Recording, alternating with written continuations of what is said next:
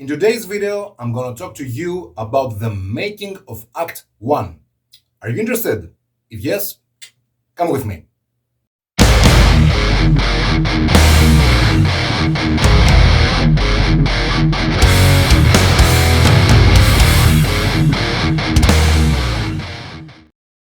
Hello friends, it's me, Kostas. I hope you're all doing okay and you're having a great time. And today I decided to make a video about the making of Act 1, an album that, judging from the views on this channel, you like very much. And I thank you for that. So let's go. We will have to go back to late 2008 when at last I got the chance to get my own place to live at the age of 30. Yes, unfortunately, in Greece, you must be at least 30 years old to get your own place. I mean, it's not the law, it's just the way it is. I rented an apartment in a small village near the sea, about 10 kilometers away from Argos, called Kiveri. The apartment was beautiful, literally above the sea, with an enormous view, and it also had another advantage. Since all the other apartments were owned or rented by families who used them for their summer vacations, that meant that I was all alone 7 months a year. That meant that I could do whatever I wanted, whenever I wanted. This apartment had 2 bedrooms, one large and one very, very small, about 10 square meters. In this small bedroom, I decided to build a very tiny and basic home studio. I got myself a desk, that one, a computer, an audio interface, a pair of studio monitors, a microphone, a pair of headphones, and I was ready to go. But I didn't exactly have PowerStorm on my mind at that time.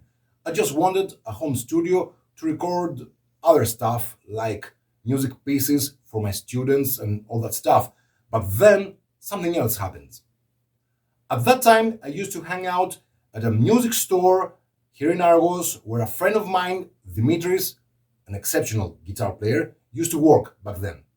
One day, he gave me a bunch of DVDs and I said to him, "What's that?" And he answered, "A drum sampler. Install it into your system and you will thank me later." So I did. When I opened this into my DAW, I was amazed by the quality of these drum samples. And I thought, hey, maybe I could make a whole album using this. And then something else happened.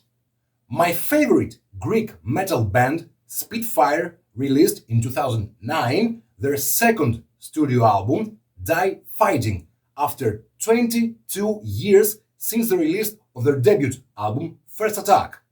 And they were also using drum samples. So I said to myself, if they can make such a great album after so many years using drum samples, so can I. And in that very moment, all the passion, all the love for metal, all the feelings I had for this music and for PowerStorm woke up again in me and told me, Kostas, now you are going to make the album you promised yourself 7 years ago. Of course, I had very little knowledge and absolutely no experience in recording music in a home studio, but that didn't stop me. I said to myself, yes, you will make many mistakes, you will often be frustrated by them, but in the end, you will make this album, no matter what. I chose 8 songs from our previous demos. I added Just What I Am, which was a song I wrote just before PowerStorm split up, and I also added a totally new one, The Other Way. So I had 10 songs to record. I remembered all the guitar parts in almost no time, and I recorded them into different projects with not much care. I just wanted to get the sound. And then I programmed the drums. Of course, I wasn't very experienced in drum programming, but I knew about time values and velocities, so it wasn't too hard for me to do the job. When I listened to the drum parts I programmed, I was amazed and said to myself, yes, I can make at least a decent album using them. And then it was time to re-record all the rhythm guitar parts with much care this time. And when I finished, it was time for the bass parts. I asked my friend Grigoris, the former PowerStorm bass player, if he would like to participate in this. He said, no, I'm not interested, but you can borrow my bass to do the job by yourself. And of course, I said yes, because I wanted to use the original PowerStorm bass on this album. Okay, it wasn't easy for me to record the bass parts because I'm a guitar player. So after a while, I got several blisters on my fingertips, but I survived. And then it was time for the vocal parts, and I was pretty scared about it because I haven't sung this kind of music for many, many years, but I had to do it, and I did it. And in my opinion, I did it pretty well. And after the vocal parts, it was time for the lead guitar parts. And I was also very scared because I haven't played this kind of guitar for many, many years. But I got my shape back pretty easily. And here's a trivia about the solos of Act 1. If you ever listen to the song Long Gone, the ballad of the album, well, I did this solo at 2 or 3 a.m. being totally drunk. For some reason, I cannot explain, I went into the studio, recorded this once, and went to sleep. The next morning, I was pretty sure that this would be a crappy guitar solo. But when I listened to it, it was perfect, and I kept it. Of course, I did this only once in my life, and I do not suggest you to get drunk in order to play music, because your liver doesn't care if you're a musician. It will get sick anyway. And after the guitar solos, it was time for the keyboards. I initially chose to use keyboards on this album to replace Christos' guitar solo parts because I didn't want anyone to play his parts. I didn't want to play his solos except for the song Mother is Dying. So I said to myself, if I cannot have Christos with me to play the solos, I will not use a guitar. I will use keyboards.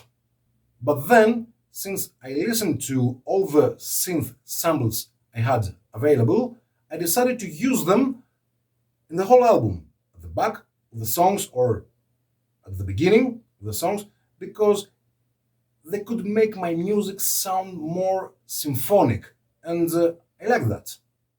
And after more than 6, maybe 8 months of hard work, I mean 6 hours a day, almost every day, the album was ready to go for the mix.